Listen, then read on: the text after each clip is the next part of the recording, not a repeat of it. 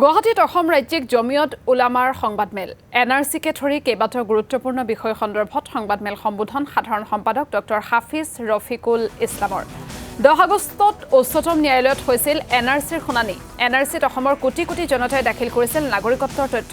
3 কোটি 11 লাখ লোকৰ নাম সন্নিৱিষ্ট কৰাৰ বাবে বাদ পৰিছিল 19 লাখ মানুহৰ নাম সন্নিৱিষ্টসকলক এতিয়াও ৰাষ্ট্ৰীয় পৰিচয় পত্ৰ নিদিয়াৰ অভিযোগ ৰাজ্যিক জমিয়ত উলামাৰ। হিতেশ দেৱশৰ্মাৰ নেতৃত্বত হোৱা পুনৰীক্ষণ প্ৰক্ৰিয়াসমূহ বাতিল কৰা হৈছে। অহা মাহৰ 28 তাৰিখে উচ্চতম ন্যায়ালয়ে ধাৰ্য কৰিছে পৰৱৰ্তী শুনানিৰ দিন। প্ৰতিজন অসমীয়াই ভাৰতীয় নাগৰিকত্ব লাভ নকৰা পৰ্যন্ত আমাৰ যুঁজ অব্যাহত থাকিব বুলি মন্তব্য জমিয়ত উলামাৰ। মন্ত্ৰী জয়ন্ত মল্ল বৰুৱাই আজমলক বাংলাদেশী বুলি কৰা মন্তব্য গৰিহণাযোগ্য বুলি সৰব হ'ল জমিয়ত উলামা।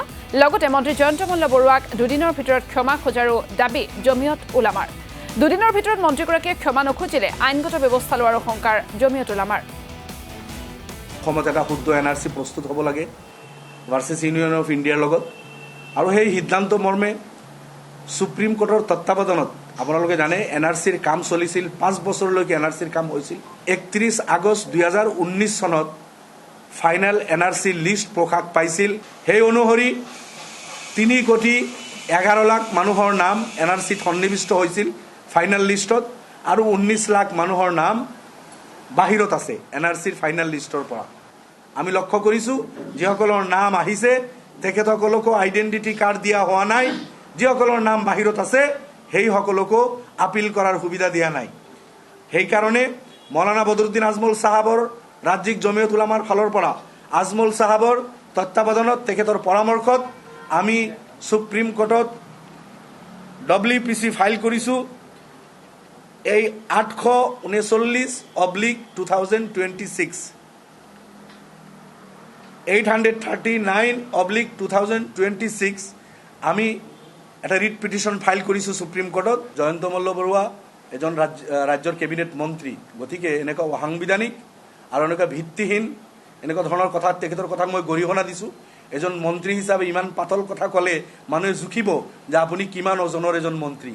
যিজনৰ পূৰ্বপুৰুষে স্বাধীনতাৰ আগৰ পৰা অসমত আছে, ভাৰতত আছে, সেইজন ব্যক্তিক আপুনি বাংলাদেশী বুলি কৈ কটাক্ষ কৰা, যিজন ব্যক্তি 15 বছৰ MP আছিল, যিজন ব্যক্তি দুবাৰ MLA হৈছে, আৰু এই কথাটো জয়ন্ত মল্ল বৰুৱা নাজানে নেকি যে এজন বিদেশী MP হ'ব নোৱাৰে? আমি ক্ষমা দাবী কৰিছোঁ। জয়ন্ত মল্ল বৰুৱাই এটা অসাংবিধানিক অগণতান্ত্ৰিক কথা কৈছে আৰু এগৰাকী সন্মানীয় বিধায়ক প্ৰাক্তন সাংসদক বাংলাদেশী বুলি কৈছে। গতিকে তেওঁ ক্ষমা বিচাৰক। আমি 2 দিনৰ সময় দিছোঁ, নহ'লে আমি কিন্তু তেওঁৰ বিৰুদ্ধে আইনগত ব্যৱস্থা ল'বলৈ আমি আমাৰ দলে বাধ্য হ'ম। এই কথাটোত কিন্তু এটা বস্তু আমাৰ বেয়া লাগিছে যে 500কৈ টকা দি আমাৰ অসমীয়া খিলঞ্জীয়া লোকক আঁঠু কঢ়াবলৈ বাধ্য কৰা বুলি বিজেপিৰ 2জন নেতাই কৈছে। যে এনেকুৱা এই কথাটো কিন্তু সকলোৱে জানে যে বদৰুদ্দিন আজমল চাহাবে আজি 23 দিন ধৰি তাত তেওঁলোকে ৰিলিফ বিচাৰি কৰি আছে।